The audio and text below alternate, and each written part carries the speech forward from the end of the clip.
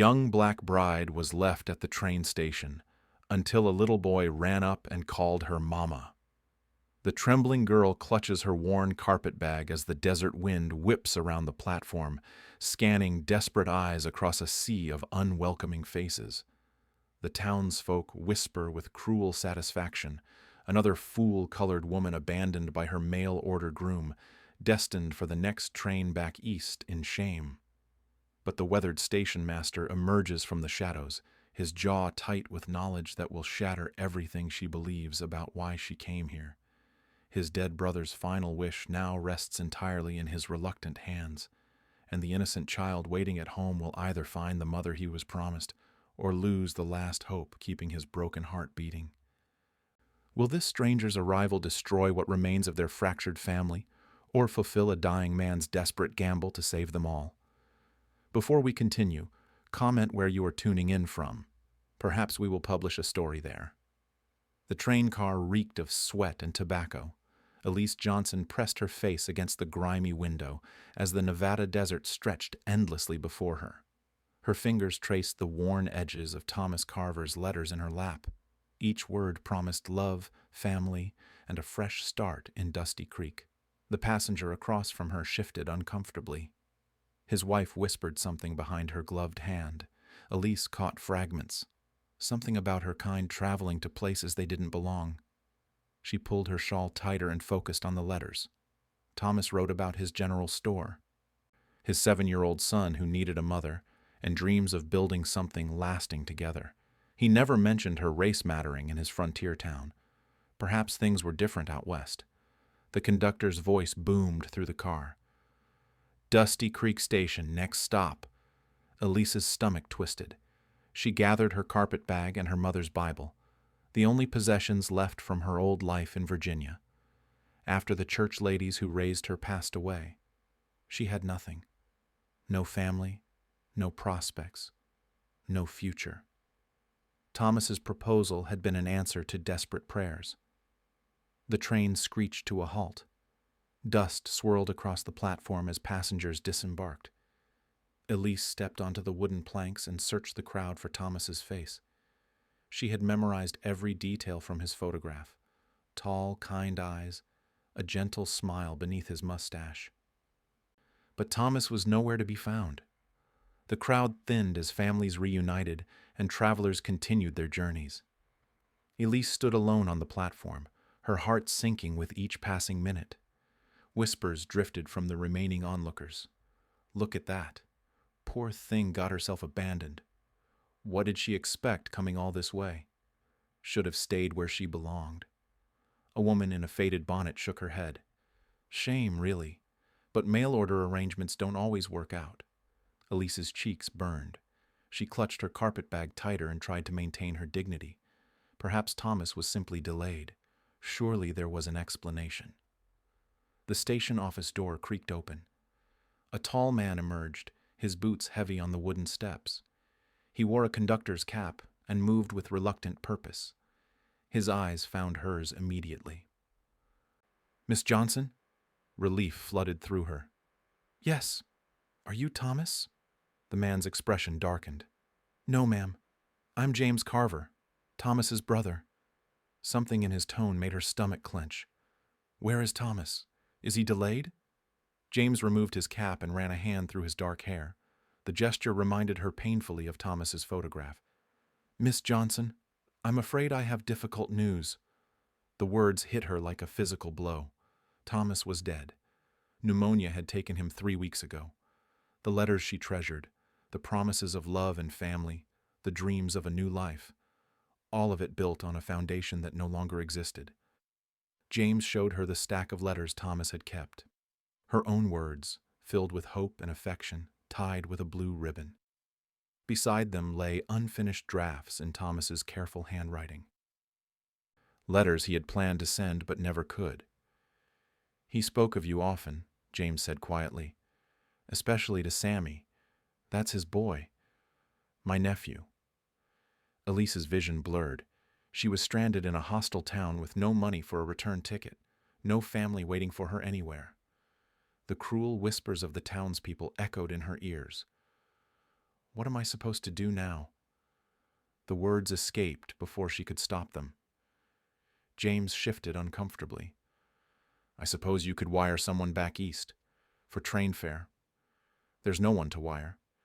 The admission hung between them. James studied her face and she saw something shift in his expression.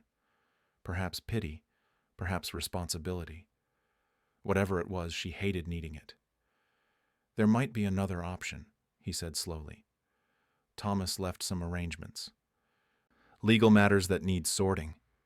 Before Elise could ask what he meant, a small voice cut through the tension. Papa James! Papa James! Is that her? Is that my new mama? A boy with sandy hair and Thomas's kind eyes burst through the remaining crowd. He ran straight to Elise and threw his arms around her legs. Mama! Mama, you came! Papa said you would come on the train! Elise's heart shattered. The child's face shone with pure joy and desperate hope. She knelt to his level and gently took his small hands. Sweetheart, I'm not your mama. There's been a mistake. But Sammy shook his head vigorously. Papa showed me your picture. He said you were coming to be my mama. He promised. The remaining townspeople watched the scene unfold, some with curiosity, others with barely concealed disdain. A woman muttered something about inappropriate situations and colored folk not knowing their place.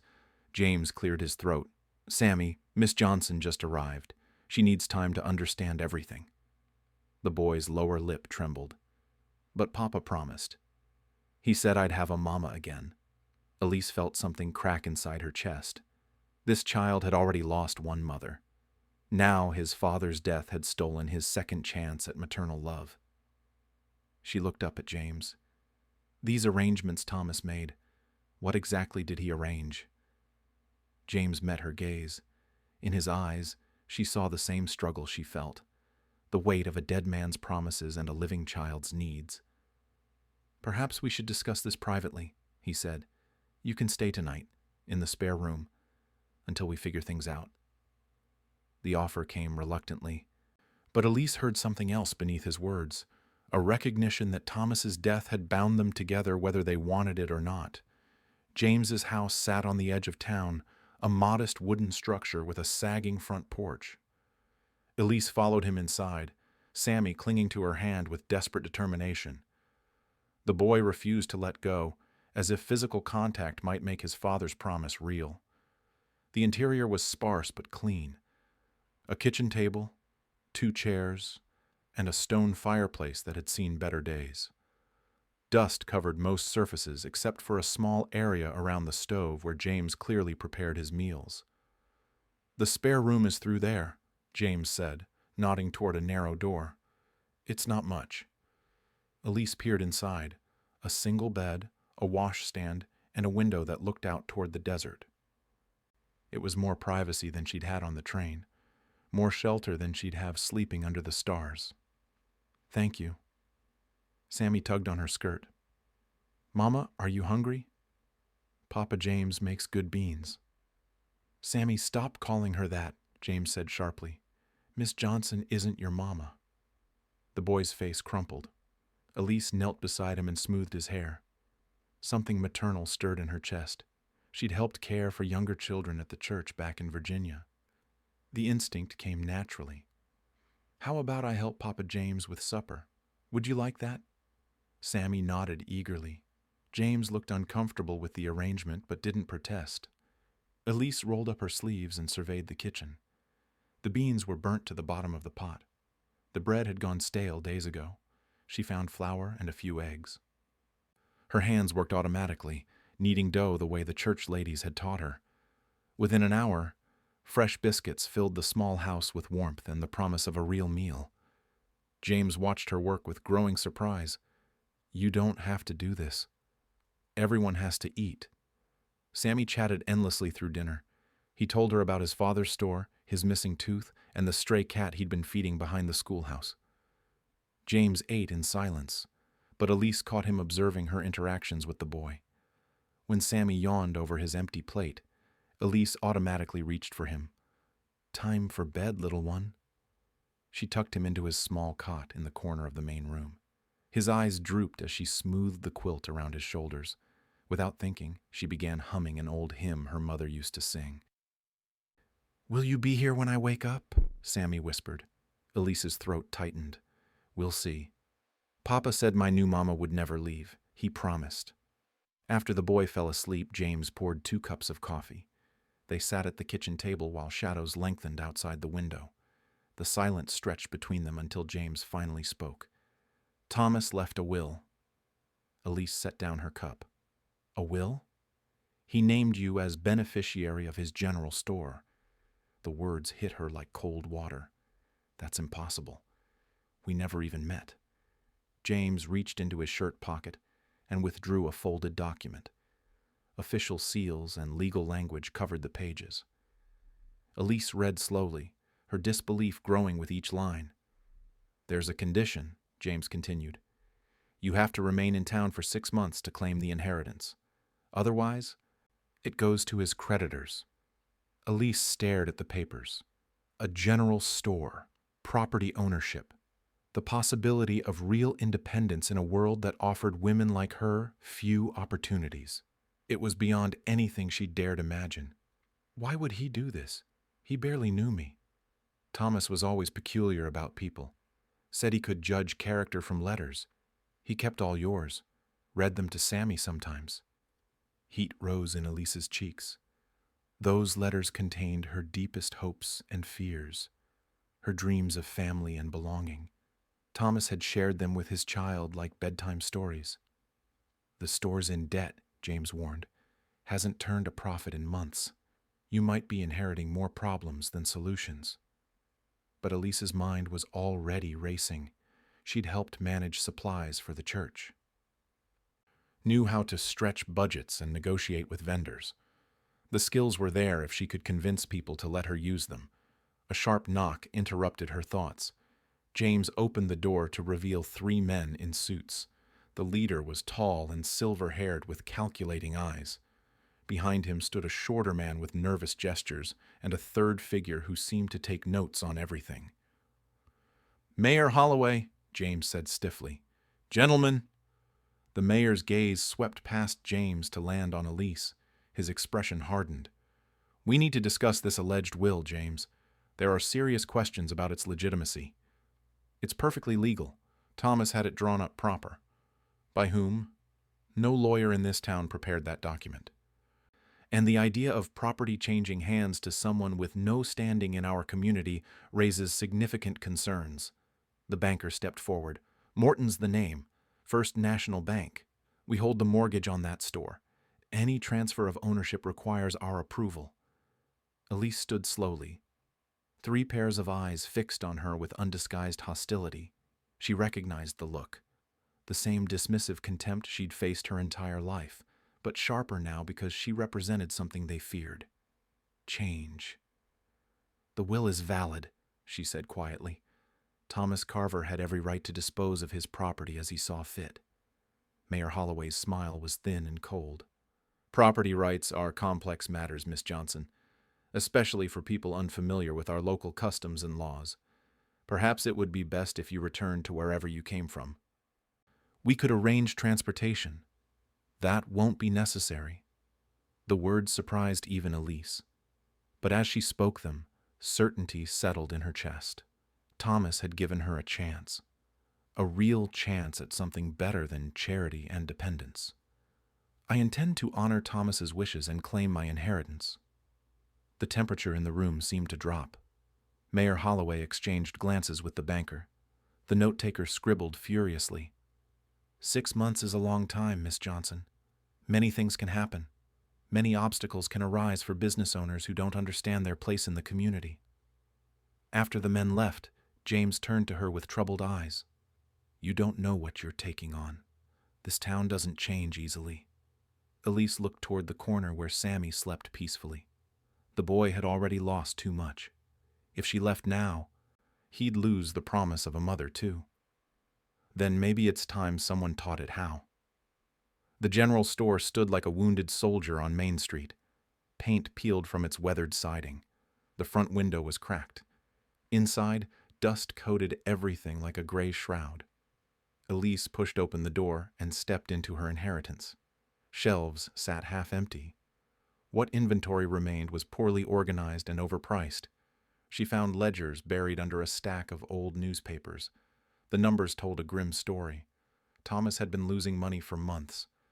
But Elise saw potential where others saw failure. Her father had worked in a country store back in Virginia before his death. She'd absorbed his lessons about customer service and inventory management. The church ladies had taught her bookkeeping when they managed charitable donations. Every skill had prepared her for this moment.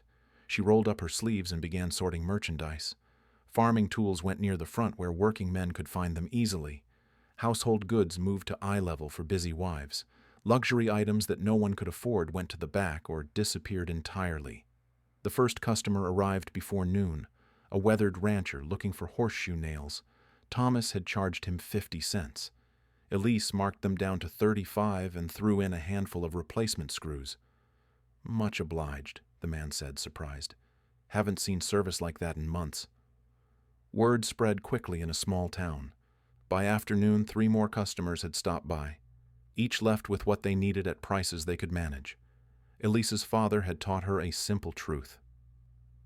Better to sell 10 items with small profit than 1 item with large profit, but not everyone appreciated her changes.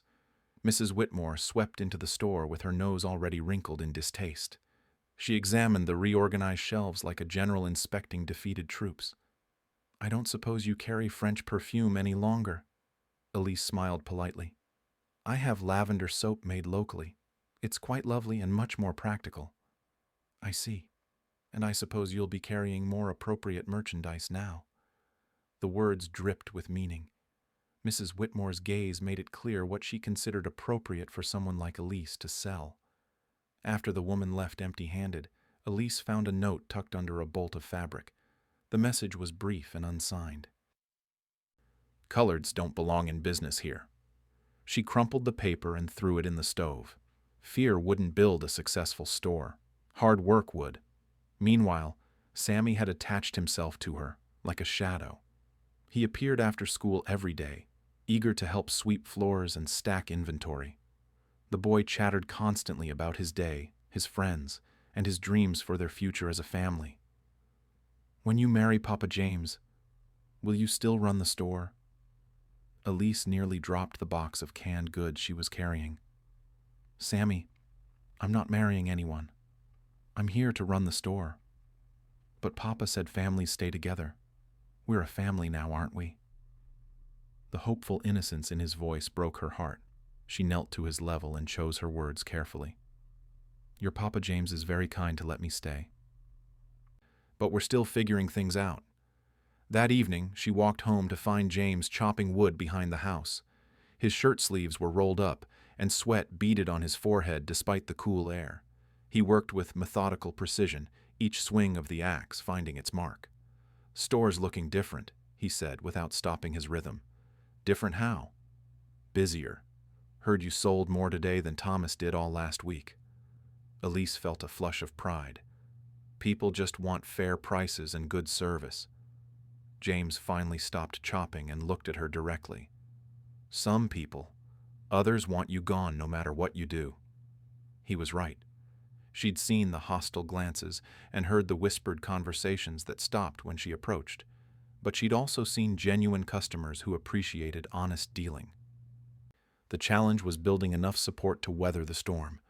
At dinner, Sammy drew pictures while the adults ate in comfortable silence. His artwork always featured the same theme: 3 figures standing in front of a house and a store. Papa James tall and strong, Elise in her best dress, Sammy in the middle holding both their hands. "Look, Mama, that's us when we're a real family." James's fork paused halfway to his mouth. Elise saw something flicker across his face. Not irritation this time, but something deeper and more complex. After Sammy went to bed, she found James sitting on the front porch. The desert stars blazed overhead in the clear night sky. She settled into the chair beside him. "He's a good boy," she said quietly. "Takes after his mother." She had that same hopeful way of seeing the world. What happened to her? Fever took her 2 winters back. Thomas blamed himself. Said he should have gotten the doctor sooner. James's voice carried old pain. That's when he started talking about finding Sammy a new mother, someone who could love the boy proper. They sat in comfortable silence. Elise found herself studying James's profile in the moonlight. He had Thomas's strong jaw, but carried himself differently. Where Thomas had been gentle, James seemed carved from harder stone. Life had taught him caution, where his brother had embraced hope. "Why did you really let me stay?" she asked. James considered the question for a long moment. "Because Sammy lit up when he saw you. Haven't seen him smile like that since his mama died. And because Thomas was usually right about people, even when his judgment seemed crazy. And now? Now I'm starting to think maybe he knew exactly what he was doing." The next morning brought fresh challenges. Mayor Holloway arrived at the store with a clipboard and an official-looking badge. Behind him trailed a nervous man with thick spectacles. "Health inspection, Miss Johnson. Routine procedure for all food establishments." Elise watched them scrutinize every corner, every shelf, every surface. They found violations where none existed. Dust in places she'd cleaned. Improperly stored goods that were stored exactly as they should be. The inspector wrote furiously while the mayor dictated infractions.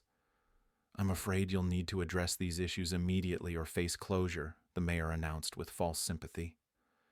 But Elise had spent the morning preparing for exactly this scenario. She produced her own documentation. Receipts for cleaning supplies. Before and after photographs of the reorganized store. Testimonials from satisfied customers. "Everything is in order according to territorial law," she said calmly. "Unless you'd like to explain to the territorial governor why local officials are interfering with legitimate business operations." The mayor's smile never wavered, but his eyes turned cold. "Territorial governors come and go, Miss Johnson. Communities endure. I'd hate to see you make enemies of people you'll need to work with for the next 6 months." After they left, Elise sat behind the counter and allowed herself one moment of doubt. 6 months suddenly seemed like a very long time. 2 weeks passed before Elise realized she was falling into a rhythm that felt dangerously like home. She woke before dawn to prepare breakfast for 3. Sammy chattered through his eggs while James read territorial news from week-old newspapers. After they left for school and the station, she opened the store and threw herself into building something Thomas had dreamed of, but never achieved. The ledger numbers improved daily. Farmers discovered they could buy seeds and tools without traveling to Carson City. Ranch wives appreciated fabric sold by the yard instead of expensive bolts. Children spent precious pennies on peppermint sticks that Elise kept in a jar beside the register. But the real change happened in the evenings. James began staying for dinner instead of disappearing to the station office. Sammy insisted on helping with dishes, standing on a wooden crate to reach the wash basin. The 3 of them fell into conversation that felt natural, despite its strangeness. "Mrs. Patterson says I'm the best reader in class," Sammy announced one evening. "She says reading opens doors to anywhere you want to go." "Your papa would be proud," Elise said, smoothing his hair. "Which papa?" The innocent question hung in the air. James cleared his throat and stood abruptly. "Time for bed, boy." After tucking Sammy into his cot, James lingered by the stove. Elise dried the last plate and noticed his hesitation. Something had been building between them for days. Stolen glances during meals, accidental touches when passing in the narrow hallway. The awareness that they were playing house while pretending it meant nothing. "He's getting attached," James said quietly. "Children need stability, especially after losing both parents." "I meant both of us. Sammy's getting attached to both of us. As a unit." Elise set down the dish towel. The conversation felt like walking across thin ice. One wrong step could shatter everything. "Would that be so terrible?" James moved closer. The small kitchen suddenly felt impossibly intimate. "Thomas loved you, really loved you, from your letters. Taking his place feels like betrayal." "You're not taking his place. You're making your own." The words surprised them both. James reached up and touched her cheek with work-roughened fingers. Elise leaned into the contact before catching herself. This was dangerous territory, wanting something she couldn't name with a man who belonged to his brother's memory. "People are talking," James said, his hand still against her face. "People always talk. About us. About this arrangement. Some say it's improper. Others say worse." Elise stepped back, breaking the spell. "Then maybe I should find other arrangements." "No." The word came out sharper than James intended. "I mean, Sammy needs you here. The boy's finally happy." But they both knew Sammy wasn't the only one who needed her there. The next morning brought Mrs. Patterson to the store. The school teacher examined the shelves with professional interest before approaching the counter with her arms full of supplies. "I need chalk and slate pencils, also paper for the older children." Elise calculated the total and marked it down in her credit ledger. "Pay when you can. Education shouldn't wait for payday." "Mrs. Bree," Patterson studied her with sharp eyes. "That's generous, especially for someone still establishing herself. Sammy's in your class. I have a personal interest in good education." "Yes, about Sammy. He's been telling the other children about his new mama. Some parents have questions." Heat crept up Elise's neck. "I've never claimed to be his mother. But you're not discouraging him either. The situation is unusual. People are watching to see how it develops." That afternoon, vandals struck for the first time. Elise arrived at the store to find her front window spiderwebbed with cracks. Someone had thrown a rock wrapped in paper. The message was brief and clear. 6 months is too long." She swept up the glass and boarded the window with planks from the stockroom. By evening, she had calculated the repair cost and absorbed it into her operating budget. Intimidation was expensive, but surrender would cost everything. James appeared as she hammered the last board into place. His face darkened when he saw the damage. "This has to stop. It's just a window. Today it's a window. Tomorrow it could be worse. These people don't give up easy." But Elise had discovered something about herself during the long days of building her business. She was stronger than anyone had given her credit for, including herself. "Neither do I." That evening, Sammy drew another family picture while they ate dinner. This time he added details. The store had Mama's Shop written above the door. James wore a badge that said, "Best Papa." Sammy himself clutched a bag labeled, "School Books." "When we're married, will you take Papa James's name?" he asked without looking up from his artwork. Elise nearly choked on her coffee. James went very still across the table. "Sammy, we've talked about this. I'm not marrying anyone." "But families have the same names." Mrs. Patterson explained it during arithmetic. 1 + 1 = 2, but sometimes two people become one family. The boy's logic was irrefutable and completely innocent. He saw love forming between two adults and assumed marriage would naturally follow. In his 7-year-old world, people who cared for each other stayed together permanently. "It's more complicated than arithmetic," James said gently. "Why?" Neither adult had a good answer for that question.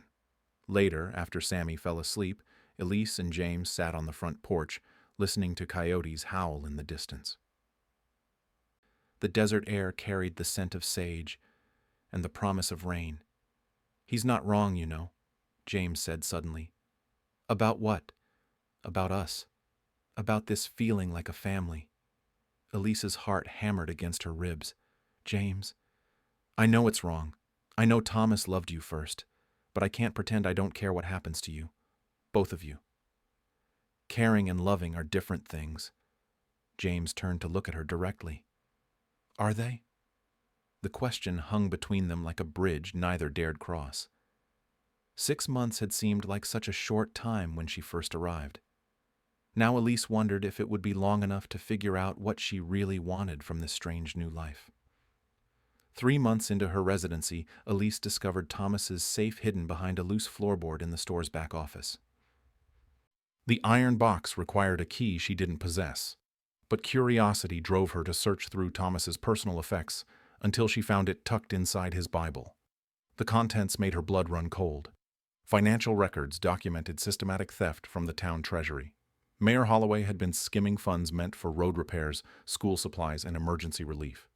The missing money explained why the schoolhouse roof leaked and why the main street remained full of dangerous potholes. But the most damaging evidence was a letter in Thomas's handwriting, never sent, addressed to the territorial governor.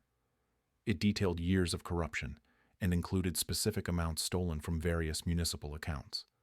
Thomas had been building a case against the mayor when pneumonia silenced him forever. A second letter, this one addressed to Elise, explained everything. "My dearest Elise," it began, "if you are reading this, God has called me home before we could meet properly. I chose you not just for your kind heart, but for your intelligence and moral courage. Your letters revealed a woman of uncommon integrity. I pray you will have the strength to finish what I started and protect this community from those who would steal its future." The inheritance suddenly made perfect sense. Thomas hadn't just given her a business. He'd made her the guardian of evidence that could save or destroy Dusty Creek. That evening, she showed James the documents. He read in stunned silence, his face growing grimmer with each page. "The town's been broke for 2 years," he said finally. "We thought it was bad luck and poor harvests. But Holloway was stealing from us the whole time. Thomas wanted me to expose him. Thomas is dead. Holloway isn't. This kind of accusation could get you killed." But before Elise could respond, Sammy's voice cut through the night. "Mama, Mama, I don't feel good." The boy burned with fever. His small body shook with chills while sweat soaked his nightshirt. Elise pressed cool cloths to his forehead and tried to remember everything the church ladies had taught her about childhood illnesses. James paced the small room like a caged wolf. "Should I get the doctor?" "Not unless the fever gets worse. This might just be something going around." For 3 days, Sammy drifted between sleep and delirium. Elise never left his side. She spooned broth between his cracked lips and sang lullabies when nightmares made him cry out. James brought cool water and worried silently in the corner. On the 3rd night, Sammy's fever broke. He opened clear eyes and whispered, "Mama, you stayed." "Of course I stayed, sweetheart." "Promise you'll always stay? Even if people try to make you leave?" Elise looked across the room at James. Something had changed during those long hours of shared fear. They'd moved from 2 people caring for a child to parents protecting their son. "I promise," she whispered. But Mayor Holloway had no intention of waiting for her 6 months to expire naturally.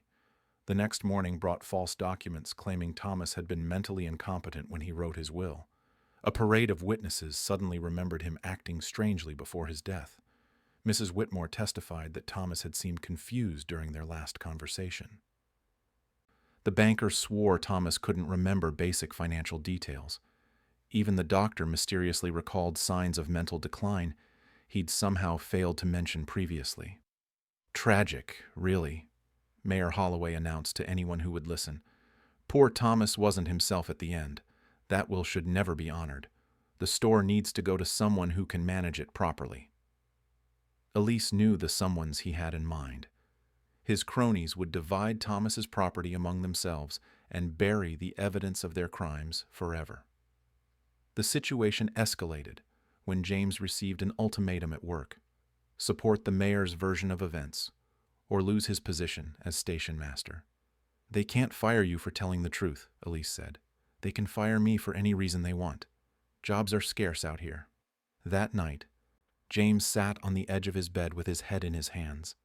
The weight of impossible choices pressed down on him. Support Elise and lose everything. Abandon her and keep his job but destroy his integrity. "Maybe you should take their offer," he said without looking at her. "Go back east where it's safe. And leave you with Sammy? Leave the town to be robbed blind? Better than getting yourself killed over principle." Elise knelt beside his chair and forced him to meet her eyes. "Your brother didn't die to protect principle. He died trying to protect people he loved. The same people you love. I can't protect anyone if I'm unemployed, and you're dead. Then we better make sure that doesn't happen." The next morning, Elise opened the store to find every window shattered. Glass covered the floor like deadly snow. Someone had destroyed thousands of dollars worth of merchandise and painted crude words across the walls. Mrs. Patterson arrived while Elise swept broken glass into piles. The school teacher surveyed the damage with tight lips. This has gone too far. Has it? Or is this just the beginning? Some of us have been talking, quietly, about what's really happening in this town. Mrs. Patterson pulled a folded paper from her pocket. 3 dozen signatures covered the page. We're calling for a town meeting. Public discussion of Thomas's will and the accusations against you. People deserve to hear both sides.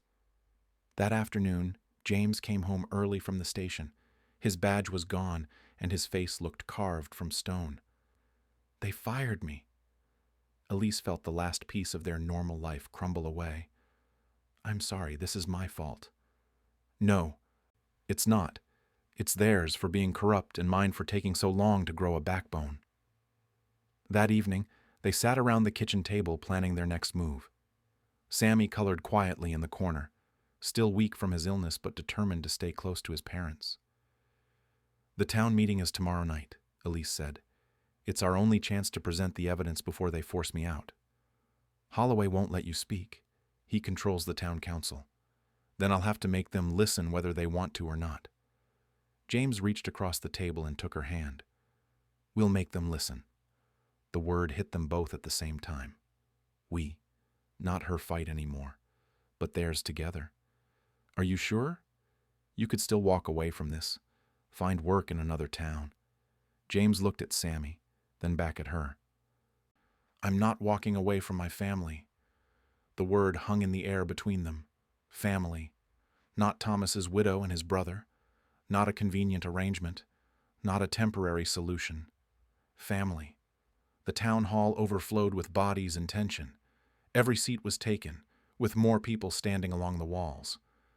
Elise sat in the front row beside James and Mrs. Patterson, Thomas's evidence locked in a strongbox at her feet. Sammy stayed with neighbors, too young to witness what might unfold. Mayor Holloway called the meeting to order with theatrical gravity. He dressed in his finest suit and polished his silver hair until it gleamed under the lamplight. Behind him sat the town council, faces carefully neutral, but eyes shifting nervously. We gather tonight to address serious concerns about the validity of Thomas Carver's will, the mayor began. Evidence has surfaced suggesting our dear departed friend was not of sound mind when he made these unusual arrangements. A murmur rippled through the crowd. Some nodded agreement. Others frowned at the implications. Dr. Henley stood to present his testimony. The nervous man adjusted his spectacles repeatedly as he spoke.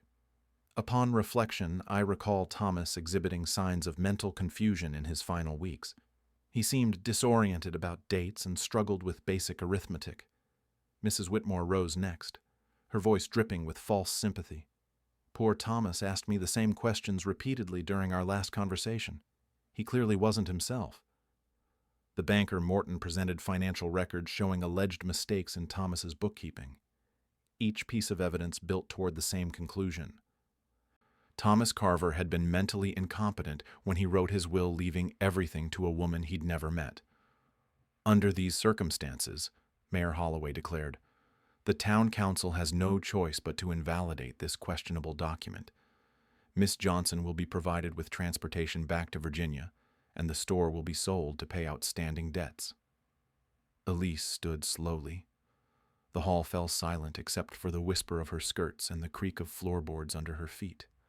Every eye followed her as she walked to the front of the room. I have evidence to present. This isn't a court of law, Miss Johnson. You have no standing here. Thomas Carver gave me standing when he made me his heir. I demand the right to defend his final wishes. Mrs. Patterson rose from her seat. The woman has a right to speak. This is still America. Other voices joined in. Ranchers and farmers who had benefited from Elise's fair dealing. Mothers whose children had received school supplies on credit. Working men who had found honest prices at her store. Mayor Holloway's jaw tightened. Very well, but keep it brief. Elise opened the strongbox and withdrew Thomas's letter to the territorial governor. Her hands remained steady as she read aloud the detailed accusations of financial misconduct. Specific amounts. exact dates, bank account numbers. The hall erupted. Shocked gasps mixed with angry shouts as people realized the scope of the theft. Money meant for road repairs had disappeared into private accounts. School funds had vanished. Emergency reserves had been systematically drained. "These are lies," Mayor Holloway shouted above the noise. "Desperate fabrications from a woman facing deportation." But Elise wasn't finished. She produced bank records, copied correspondence, and witness statements Thomas had collected over months of careful investigation. Each document painted a clearer picture of corruption that had impoverished the entire community. "Thomas Carver was many things," she said, her voice carrying over the crowd. "But he was not crazy. He was careful. He was thorough. And he was determined to protect this town from thieves who were stealing its future." Dr. Henley suddenly stood, his face pale. "I need to correct my earlier statement. Thomas was completely lucid during our final meeting. He specifically asked me to witness his signature on certain documents." The crowd turned to stare at the doctor. His hands shook as he continued. "I was pressured to testify otherwise, threatened with the loss of my medical license if I didn't cooperate." Mrs. Whitmore tried to leave, but the crowd blocked her path. Under mounting pressure, she admitted that Mayor Holloway had coached her testimony. The banker Morton, seeing the tide turning, began revealing details about the money laundering scheme to save himself from prosecution. "Thomas suspected for months," Morton confessed. "He kept asking questions about municipal accounts. When he requested copies of all financial records, the mayor knew he was close to exposing everything." The crowd's anger reached a boiling point. Voices called for the mayor's immediate arrest. Someone shouted about forming a lynch mob. The situation teetered on the edge of violence. James stepped forward and placed himself between the crowd and the trembling mayor. "This man will face justice, legal justice, the way Thomas would have wanted." The territorial marshal had been quietly summoned hours earlier by Mrs. Patterson. He stepped through the crowd and placed Mayor Holloway under arrest for embezzlement and conspiracy. The banker followed in handcuffs as evidence of their crimes was formally seized. Over the following weeks, the full extent of the corruption became clear. Nearly $50,000 had been stolen from various municipal accounts over 5 years. The recovered funds would rebuild the school, repair the roads, and restore the community's financial health.